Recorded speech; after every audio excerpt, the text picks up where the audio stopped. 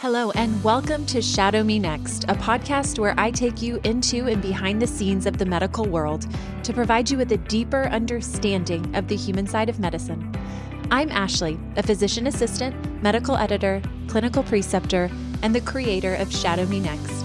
It is my pleasure to introduce you to incredible members of the healthcare field and uncover their unique stories, the joys and challenges they face, and what drives them in their careers. It's access you want and stories you need. Whether you're a pre-health student or simply curious about the healthcare field, I invite you to join me as we take a conversational and personal look into the lives and minds of leaders in medicine. I don't want you to miss a single one of these conversations, so make sure that you subscribe to this podcast, which will automatically notify you when new episodes are dropped, and follow us on Instagram and Facebook at Shadow Me Next, where we will review highlights from this conversation and where I'll give you sneak previews of our upcoming guests. Today on Shadow Me Next, I am so pleased to introduce you to Dr. Beatrice Garrido, a resident physician with a passion for pediatrics and global health. Dr. Garrido has a very unique story, both in her path to medicine and in her journey as a pediatric resident physician. Before stepping into her role as a physician, Dr. Garrido built a fascinating foundation in healthcare. She's worked as a clinical technician, assisted in laboratories, and even gained hands-on experience as a veterinary tech. Most impressively, she also had an incredible experience as a medical interpreter at the NIH, helping Spanish-speaking patients navigate the complexities of our healthcare system. In this episode, we'll talk about how dreams can change, the pivotal moments that led her to medicine, her experiences working in different healthcare roles, and how to care for yourself as a healthcare provider. Please keep in mind that the content of this podcast is intended for informational and entertainment purposes only and should not be considered as professional medical advice. The views and opinions expressed in this podcast are those of the host and guests and do not necessarily reflect the official policy or position of any other agency, organization, employer, or company. This is Shadow Me Next with Dr. Beatrice Garrido. Hey, Dr. Garrido, thank you so much for joining me on Shadow Me Next this evening. I am so excited to hear about what you're doing in medicine right now. And you are past midpoint in your residency journey right now, which is a huge accomplishment. So congratulations on that. But, I think at this point, you have so much experience under your belt and so many amazing things that you have learned, whether they're good or bad. They are amazing and they're really shaping you as a clinician and they are allowing you to shape us. So thanks for being here. Thanks for joining us. I'm just so excited to have you. Thank you for having me. Thank you so much. So first, tell us what you do. Tell us your title now. And then if you can, take us back to the moment you first started realizing that maybe medicine was going to be in your career path. Yeah. So currently my title is I'm Dr. Beatrice Garrido and I'm a DO. So I'm a Doctor of Osteopathic Medicine, which is just one of the two pathways you can take to be a physician in the United States. So DO versus MD, which is what you've traditionally heard, Doctor of Medicine. We practice essentially the same. Our training is just a little bit different, where in DO school, Doctor of Osteopathic Medicine, we take time to learn osteopathic manipulative medicine, which is where we work with the body. So we put hands on the body and we work with manipulation of the body to help the body heal itself, but we do more of a whole body perspective. So I did not always want to be a physician, or I think I didn't know that I wanted to be a physician until I graduated college. I always wanted to be a veterinarian. That was my life goal. I went to college. I did my veterinary medicine courses. I was pre-vet. I did get lucky when I decided to be a physician because pre-vet has you do more science courses as requirement than you do as a pre-med. So I had all my prereqs plus some more. I finished college. I applied, or during my third year of college to fourth, I applied veterinary medicine. I didn't get in to veterinary schools. I had so much experience. My whole undergrad was working at veterinary hospitals, being a veterinary tech, doing all the hands-on things. I love that. And you kind of start thinking like, well, I'm a person who's a doer. Like, I'm like, okay, let's go again. Go get her. I said, okay, didn't get in. Let's do it again. One more year. I mean, I was devastated, but let's do it again. And my mom, being the wise woman that she is, would often, toward the end of my college career, she kind of started pondering. She'd be like, are you sure that's what you want to do? Are you sure you want to be a veterinarian? Is there nothing else you want to do? Like, you sure you want to do that for the rest of your life? And I'd be like, yeah, of course. I love science, which I always have. I've always wanted to be some sort of like a doctor, but in veterinary medicine, I like biology. I like how the body works. Like, it's just incredible to me. And I'd just be like, yeah, kind of like blow her off. She's like, nothing else. And then sometimes I'd be like, well, now that you're asking, I mean, I love kids. Like, if I'm not a veterinarian, I would go into medical school and be a pediatrician. And we would kind of just like randomly talk those things. I never thought it was possible. Like, I thought I couldn't deal with human medicine and with kind of just caring for humans because I didn't think I was capable of it. And so that last summer that I didn't get in, we have a family friend that had done an internship for Hispanic college students, and we put them in government agencies to do an internship. So I applied for that. My mom's like, apply for that. It's going to be great. I literally applied a week before the deadline, got all my letters of rec in, and a week after the application, I get a phone call saying, hey, we're reaching out to you from the National Institutes of Health. You have a pre-interview because the National Institutes of Health always does a pre-interview with various people before their interview to see if you qualify, to see what they think of you. And I'm like, okay, I didn't know what the NIH was, by the way, because I was in human medicine. I had no idea. And I'm telling my mom and she's like, do it. I'm like, it's weird. It's in DC and I don't know. It's human medicine. I don't like it. And she's like, do it. I said, okay. And I get on the phone and it is two wonderful interpreter women who went to school for interpreting. And this is Spanish English interpreting. I'm bilingual in Spanish and English. And they're literally just like drilling me. They're like, all right, we're going to have a conversation. I'm the doctor. She's the patient and you are the interpreter. Go. And I'm like, whoa. So I ran through all of that and like, okay, thank you. We hang up. And then not too long later, they called me back like, okay, you got it. So I was like, well, I'm going to DC for the summer. Here on Shadow Me Next, we have a segment called Quality Questions, which is where we discuss some of the most memorable interview questions with these amazing leaders in healthcare. Keep in mind that there's more interview prep, such as mock interviews and personal statement review over on shadowmenext.com. There you'll find amazing resources to help you as you prepare to answer your own quality questions. Dr. Garrido and I did not discuss a quality question. However, her experience with the National Institute of Health brings up a perfect example. A lot of times during an interview, an interviewer will ask you, tell me about a meaningful experience that you have had that has led you to your interest in medicine. And this is a perfect example. This was an internship that Dr. Garrido took and will explain that actually ended up changing her path from veterinarian to physician. These experiences, I understand, can be really hard to come by, but if you keep your eyes open and your heart willing, then sometimes these experiences might just offer you the same opportunity. In my mind, I was still going to be a veterinarian. So I went to the National Institutes of Health that summer. It was in 2015. And I spent 2 months interpreting for them. And that is where I felt that calling to be a physician. So I'm a Christian and I went there and I was, wow, this is weird. I'm going for human medicine, but I've always wanted to be a veterinarian. Is this those conversations my mom and I used to have about, do you really want to be that? And while I was there, I did lots of pondering, lots of praying, of course. And I felt a huge weight of this is what you have to do. Wow. And while I was there, I told them, hey, I'd like to see kids. I'd like to interpret for families with kids. And they would give me lots of families with kids. And it was just mind blowing. Wow. The difference that the NIH made in those families of bringing people. These are people with diseases that are incurable, diseases that you'd never heard of. And they come to the National Institutes of Health from all over the world. As an interpreter, I was providing them the ability to receive care in a language they understood without they were just able to receive care as if they were home.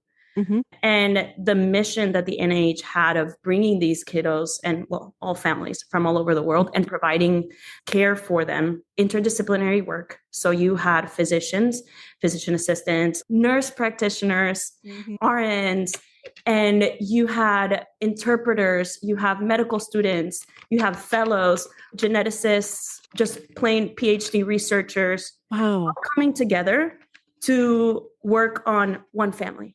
And the family would get care from dental care to physical rehab to genetics conversations.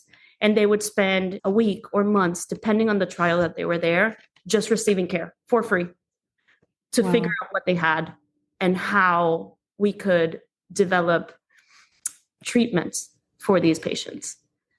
And I was Incredible. like, yeah, this is it. I was like, this is it. That's amazing. What an incredible story. First of all, I just want to highlight the power of your mother and her voice because, we all need voices like that in our lives, voices that support us literally no matter what, but that also challenge us to see perhaps another angle and to see other things. And we might write them off, like you said earlier, we might just listen to them because they are our mother. But at some point, I think the Lord just opens up a door for us and we recognize what's in that door because of some things that somebody, one of our mentors, one of our loved ones has said to us in the past. And, I believe in speaking truth over people, even before they realize it is their truth. And that's like literally what you are just describing, which thank you. I'm so glad you're in human medicine, veterinary medicine is incredible. And I think it probably has set you up to be the most compassionate, communicative pediatrician because, I go to my vet's office and they are amazing. I leave there feeling so motivated to be a better clinician and to be more sympathetic to my patients because they just sit on the floor with my dog who's so nervous and they just love him. And they're offering medical care. They are, but they're offering comfort first. Yes. And I think that's so important, especially for you, especially working with pediatric patients, but you are also working with their parents. Right. Very intimately. So thank you to your mother and what an incredible opportunity at the NIH. I'm going to include something about that in the show notes because I think that is such an interesting outlet for some people that maybe might be interested in doing something similar, not necessarily that, but there are opportunities out there to really help exactly where you are. And it can be life-changing as it was for you. Let's go back to being a veterinary technician because, this is the first time I've heard of somebody who started off pre-vet and then shifted an entire species to humans. Yes, right? To humans, which I think has been so good. But your path to medicine. So you mentioned a couple of things, a clinical technician, a veterinary technician, which is animals, and then a medical interpreter also. We've known how that has led you to medicine, but are those things, those historical things still impacting the way that you practice right now? Yeah, absolutely. It's funny. I mean, you touched on it already with going to your veterinarian's hospital, to the veterinarian visit. I would say it's kind of like one of my first building stones, patient care, but also customer care, because in veterinary medicine, we are making sure that the pet, which is our patient, is comfortable. And because they're scared, they don't know what you're doing. They're like, who are you? You're a stranger. And the caregiver, which is a parent, also feels comfortable and like you care for their pet and like you know what you're doing. And 3, they don't speak to you. So, a lot of our pediatric patients, they're obviously in the younger ones, you have to treat symptoms really often, and you have to be a detective on what is happening, and you have to rely on the parent and caregiver history to piece together your puzzle to see, okay, well, 1, what are they telling me? 2, what does that mean? 3, like, how am I going to treat it? Or what am I going to do about it? Am I going to treat it as something treatable? Also, again, you're mostly interacting with the caregiver and with the parent. And I did learn a lot of customer care and, dealing with people. We're not the easiest. You kind of have to die to yourself a little bit. And, that pride has to go down. And so, excuse me, I learned to, as the years passed, this is something you learn with time, to be a listener. And my background in veterinary, being a veterinary assistant, they know best. They're with their child 24/7. When they come in and say, I don't know, they're not walking right. The walk may look insignificant to you, but it's not to them. So you have to listen to them and you have to take everything they say as something serious. And so I did start to learn, like that kind of gave me a building block on listening. It's something that's it seems so elementary. Of course, we listen to our patients, but I think the more we practice, and I'm so glad you mentioned kind of that dying to self, that humility, because it is a morning reminder every single day that we have to die to ourselves. We have to put all of those diagnoses that we've already started thinking about when we see the patient description on the computer when they arrive. Put all of those aside and listen first. Listen first. I love in PA school, they tell you to give the patient their 5 minutes of fame. So they say, right, you just listen for 5 minutes. A lot of patients want more than 5 minutes, and a lot of patients need 5 minutes or longer. But, we have to be reminded to listen. So I'm so glad you brought that up. And I think that veterinary medicine, because your animals, unless you're interacting with a very cool parrot, they're not going to talk to you. Right. So I think that is so cool. And I think it's such an incredible introduction to patient care and how to interact with others, so I think that is so cool. Now let's go back to medical school. So you went to DO school and you briefly explained a little bit about that. Overall, big overarching theme. How was medical school for you? Was it a walk in the park after you'd taken all those science classes? Was it still pretty challenging? It was the most challenging educational experience I've ever had in my life. It was really tough. And so also to get to medical school, I ended up doing a master's program. So my medical school offered that master's program for pre-med students who hadn't gone into med school initially or wanted a gap break to see if this is what they actually wanted. So I did that program, which gave me guaranteed acceptance to medical school. Nice. Now that was at like a 9-month, like fast-paced, learn all the sciences, but it was such a good building stone for me because by that point, I had been out of college for 2 years. And honestly, my study habits were not very good. Like high school and college, like I was it was easy for me to learn and get through, but I wasn't very applied. And so going through this master's program made me meet people who already had really good study habits. And it kind of just gave me that building block on how I needed to study for medical school. Medical school was still hard. It was still hard, but I knew what to do. I came in with a good knowledge. Like I had my anatomies down. I had a lot of immunology sciences down and histology, kind of embryology, like basic sciences down that were super helpful. But I think that the hours that you have to put into medical school, the amount of time you have to put into studying, and the amount of time you kind of have to, again, die to yourself because you're giving up your 20s to study and you are in school most of the time. It's lectures, exam, labs, go home and study. Lectures, exam, labs, go home and study. For 4 years. Well, 2 years of just didactics. Right. So just classroom learning. Those were really tough. And then 2 years of clinical learning, which I liked much better. Sure. It was a sigh of relief for myself once I got into those clinical years. Yeah. I mean, as a people person, it makes sense too. At that point, you're starting to apply that knowledge that you've worked so hard to learn over the last 2 years. And you really start to see the finish line at that point. I mean, it's still very far away, but you do see the finish line at least. You're using your knowledge to improve the lives of others. And it does help. There's still a lot to do, but it does help. So at that point, you graduate from medical school and from DO school, and you have obviously been interested in pediatrics from the beginning. You apply for a pediatric residency. Is that how that works next?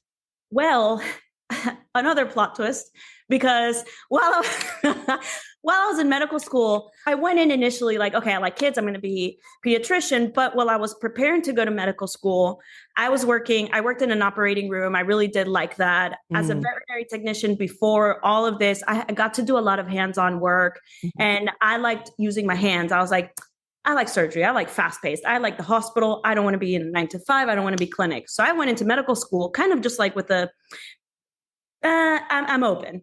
Mm-hmm. And through medical school, I started to think like, well, I like surgery, but I would only do it with kids. And then I had a long period of time where I was like, well, I like emergency medicine, but with kids. And I just wanted to do the fast paced, the hard, the hands-on, immediate gratification. Mm-hmm.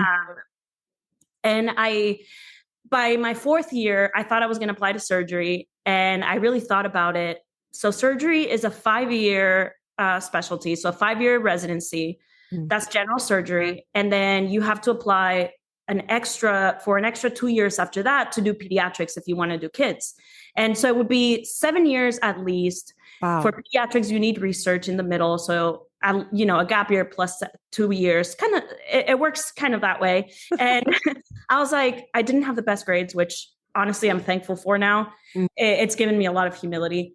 And I struggled through medical school. I have so much, compassion for people who are struggling too. And I applied, I got an audition. So in your 4th year of medical school, once you start applying, mm-hmm. you have to go through this system similar to your medical school application page. And you go through the system and you apply to the specialties that you want and to the programs that you want. But a big thing is doing audition rotations where you go in person and you act as an intern, kind of, and mm-hmm. they give you similar, and you basically do a life as a resident for a month. Wow. And so I didn't do many of those. And I had one set up for surgery.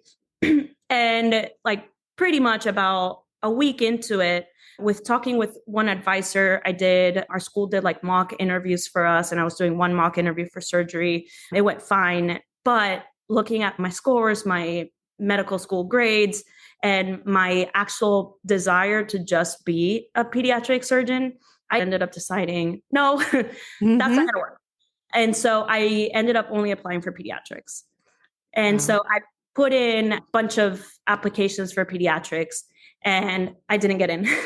By the end of all of this application system, my anxiety was off the roof, pretty much every medical student, because you feel like, oh my gosh, if I don't mm-hmm. get a residency, my life is over. I have mm-hmm. debts, crazy debts, and I have nothing to do with this degree, because you really don't in the United States. You have nothing to do with your degree. Mm-hmm. And so I freaked out when it got to what we call match week, which mm-hmm. is at the end of the application cycle in the spring, everybody gets a letter that says, hey, you got in somewhere or you did not get in anywhere.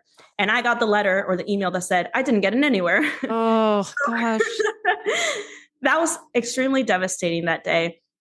I spent that match week doing back-to-back kind of like rapid fire interviews mm-hmm. with programs that hadn't filled all of their spots. And so I basically, the same way you apply initially, you apply for what this is called. This is the SOAP. So supplemental offer of acceptance process or program, not sure. Mm-hmm. And I did this week of where I applied to all of the open pediatric specialties. And I applied to some family medicine specialties because my advisors told me to. I was not interested in that. But sure. I want a job, right? And I did all of that. I had a lot of interviews within 4 days where you just get, hey, you get a phone call from a program director. Hey, we're interested in you. Our program needs a couple spots to fill. Can we talk at 1 p.m.? And it's like, noon or something. And you're like, oh my gosh. So you have Zoom interviews, you have phone calls, it's cold calls. Everybody's calling you. So for 3 days. And then at the end of those 3 days, I got offers. So you get offers from the places that did that. So it's kind of like the same process, just condensed. Speed dating. Yeah. Cool. Literally speed dating with prospective programs.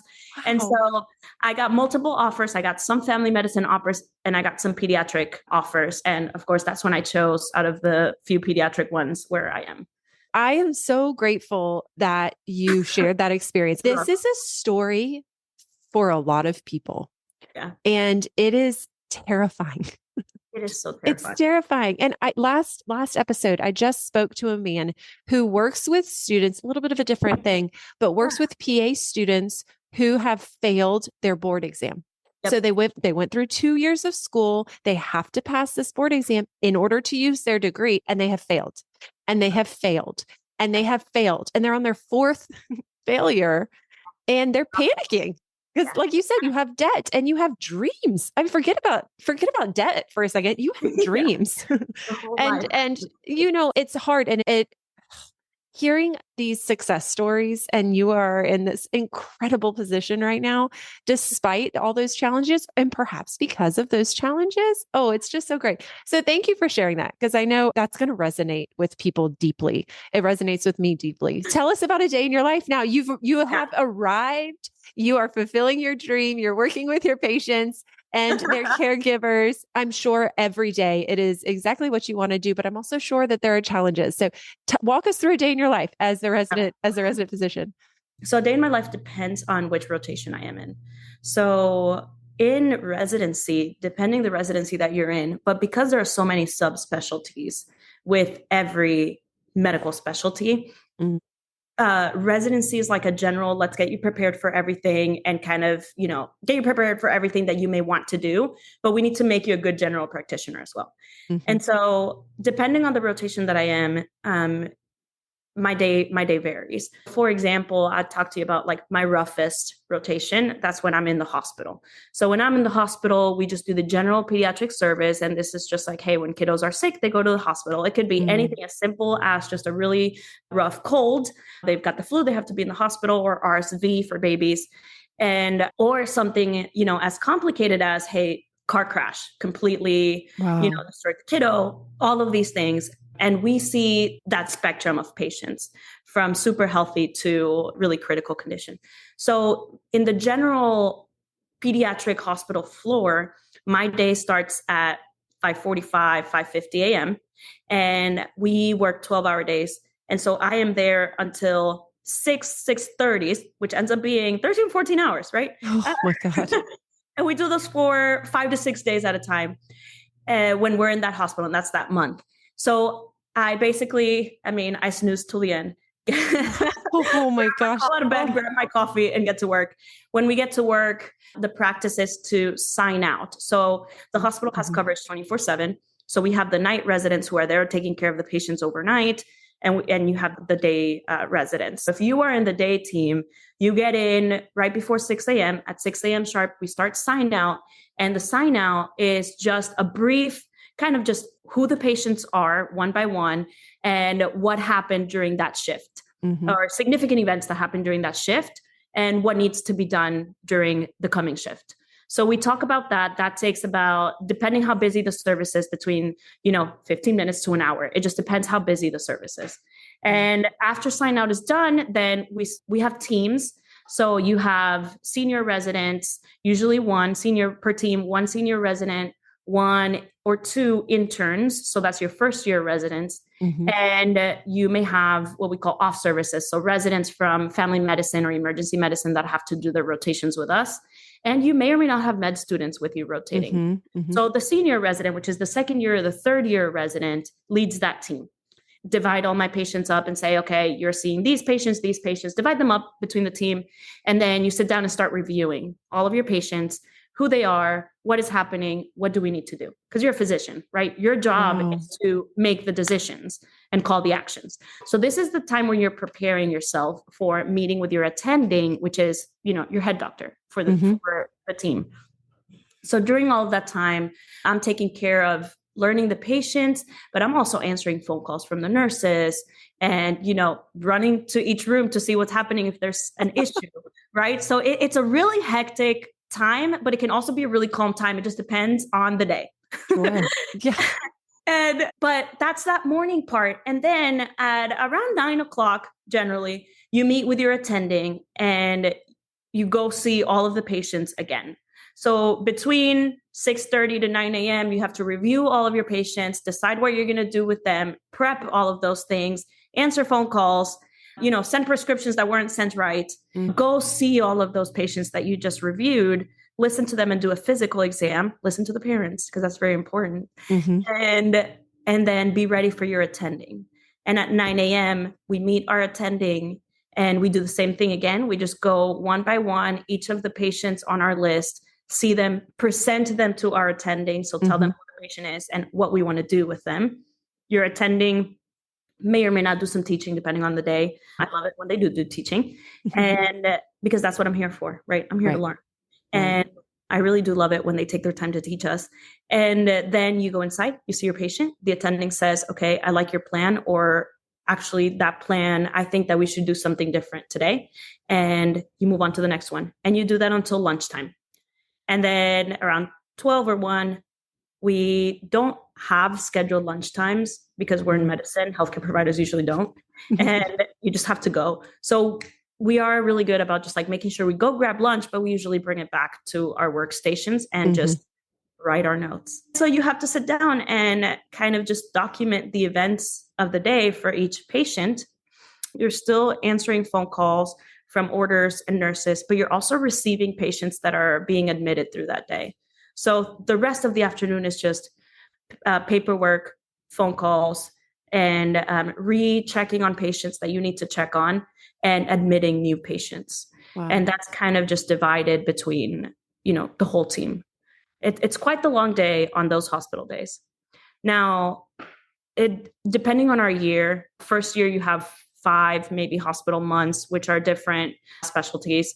You do some nights. If it's nights, you kind of do the same thing, but you don't meet with your attending. We rotate through the neonatal intensive care unit. Those are really long days too. Those are 12-hour days, really similar to what I just explained. We rotate through also outpatient emergency medicine. So the emergency room, it's a little less structured just because of the nature of the emergency room. And then we do outpatient rotations. So we have clinic.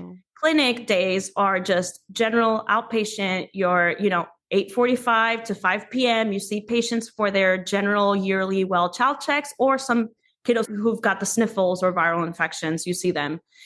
We see those and we talk to our attendings who are overseeing everything we do. And then we also have specialties, our electives. So our electives are the best ones. We call some of them like our vacations, because of course you're not expected to know the ins and outs of a medical specialty of people who have done fellowship. So you are genuinely there to learn. So they basically treat you as they're like, hey, come here, you're my apprentice. And they bring you with them and you do their work hours, whatever their work hours are. And you do either a lot of shadowing or a lot of just like history and physicals. And then you present to your attending and then they tell you what they're going to do. And you take that time for learning. So it varies a lot. No, I'm so glad you were so comprehensive with that, because I think people think pediatric residency, you're just in clinic all day. You are literally learning every element of pediatrics, whether that's going to end up being what you choose to do after residency, which I know that there are certain fellowships that you can go and do after this and further specialize depending on, like we joked about earlier, depending on if you want to make education a career at that point, right? I mean, how long do you want to be in school?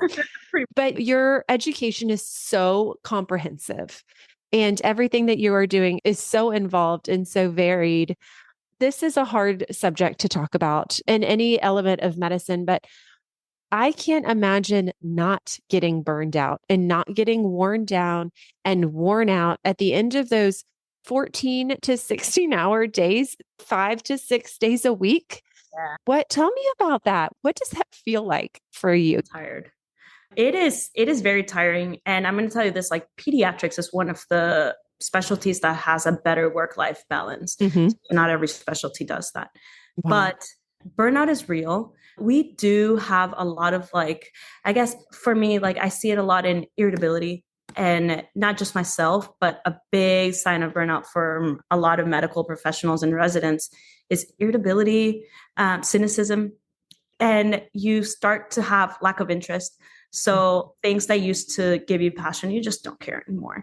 And, sometimes your patients come in and every patient is different, but you may have seen 15 patients with the same complaint that your last one is coming in. And because you've been there for 5 days, today is day 6 of 12 hours.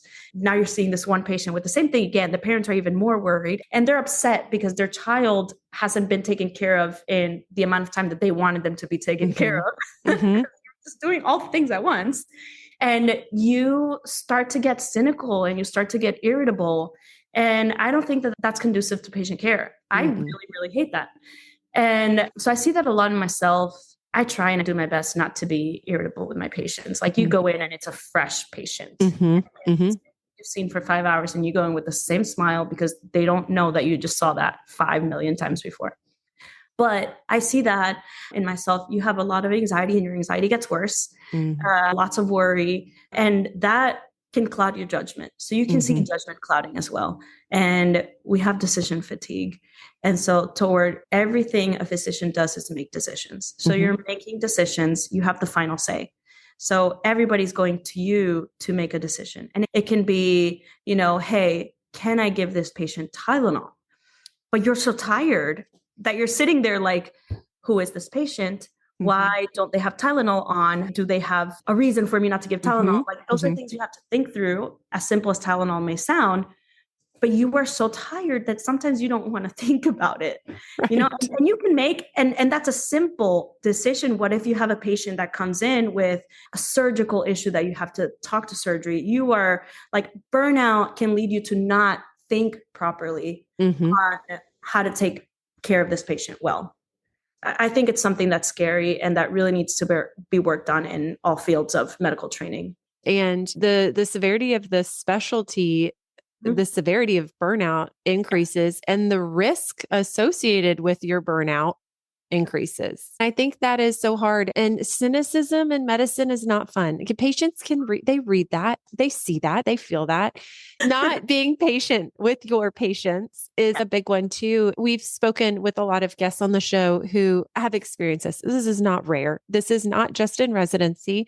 This is throughout medicine, and we develop ways to overcome this. And tell me about some of the things that you do when you're feeling anxiety setting in, when you're feeling cynicism setting in. How do you take that breath and how do you get clarity?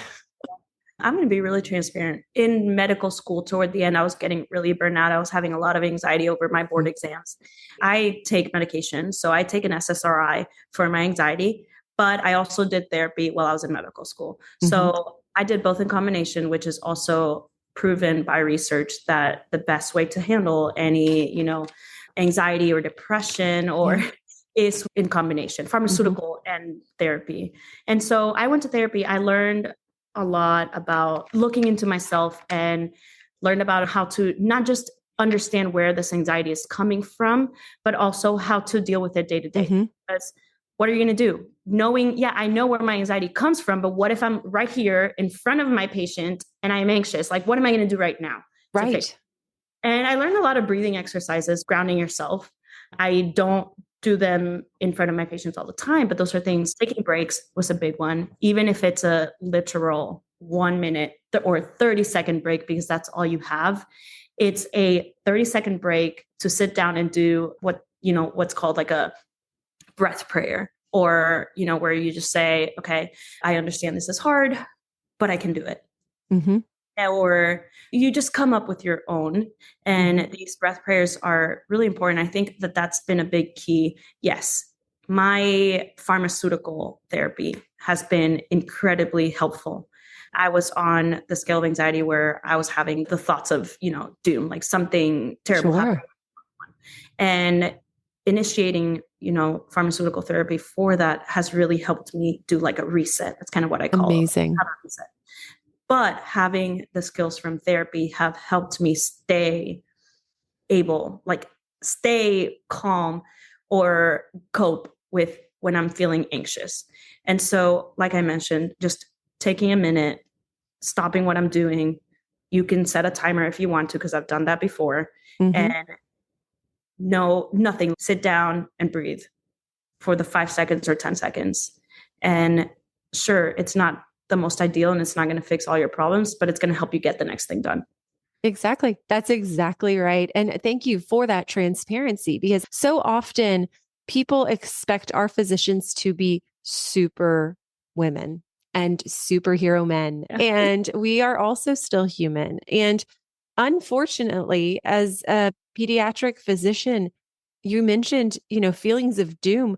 Sometimes there is doom in the next room. for you, and in order to manage that, you have to take care of yourself. And this is not just for medical providers. This is for humans in general. We have got to take care of ourselves, and we've got to pour into our own health and to our own physical health, mental health, emotional health.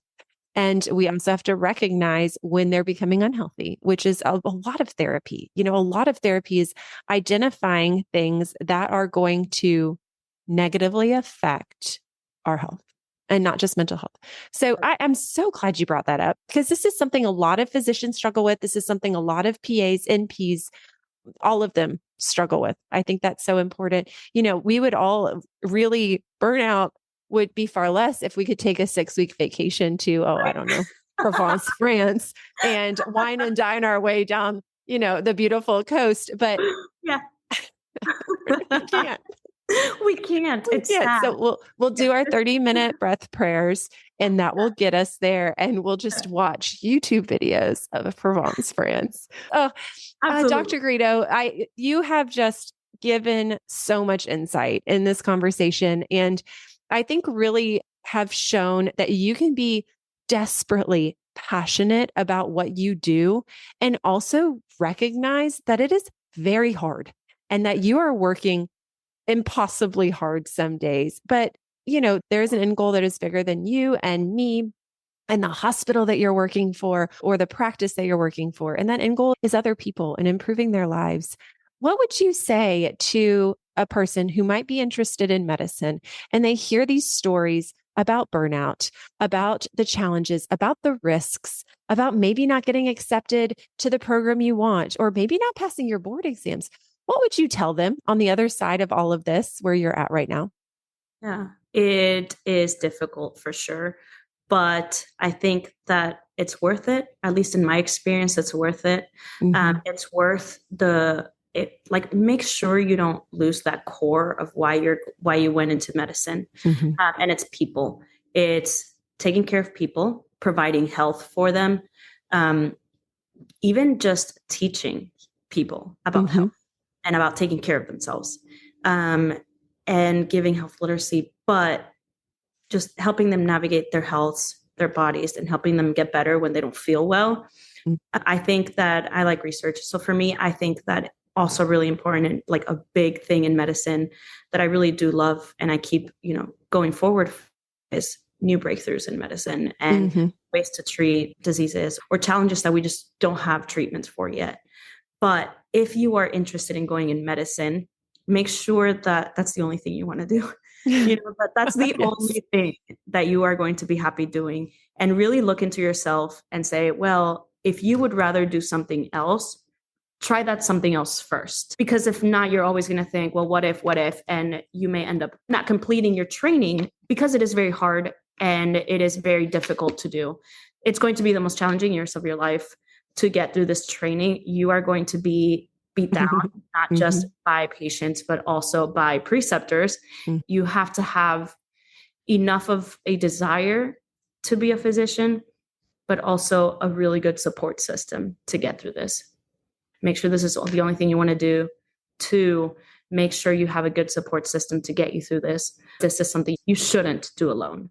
And that is exactly our goal here at Shadow Me Next, and why I am so grateful for you, Dr. Garrido, and the other healthcare professionals that have taken hours of their time out of their very busy lives to sit down and talk and share these stories. Because, having a peek into your life and having a look inside your actual brain and hear from you how fulfilling your career is and the challenges that have brought you here is just invaluable to students who might be looking for that, or even for patients who are thinking, I want to get to know my healthcare provider a little bit better. I want to know why my clinician is doing what they are doing, because that's important to me as a patient to understand where they're coming from. So I think that is so great. And I'm so glad for Shadow Me Next for you guys joining us and sharing your stories. I mean, it doesn't get any better than this. Thank you so much for taking the time. I want to go back in time and be a pediatric patient and jump on your schedule because I just think you bring so much joy and light into what you do. And I know your patients love it, but more importantly, I know their caregivers feel the support that they are experiencing in the room with you. So thank you for what you do for us at Shadow Me Next, for pre-health students by sharing your story, but more importantly for the field of medicine. It is wonderful. It is a wonderful field. Thank you so much. Absolutely. Thank you. Thank you so very much for listening to this episode of Shadow Me Next. If you liked this episode, or if you think it could be useful for a friend, please subscribe and invite them to join us next Monday. As always, if you have any questions, let me know on Facebook or Instagram. Access you want, stories you need. You're always invited to Shadow Me Next.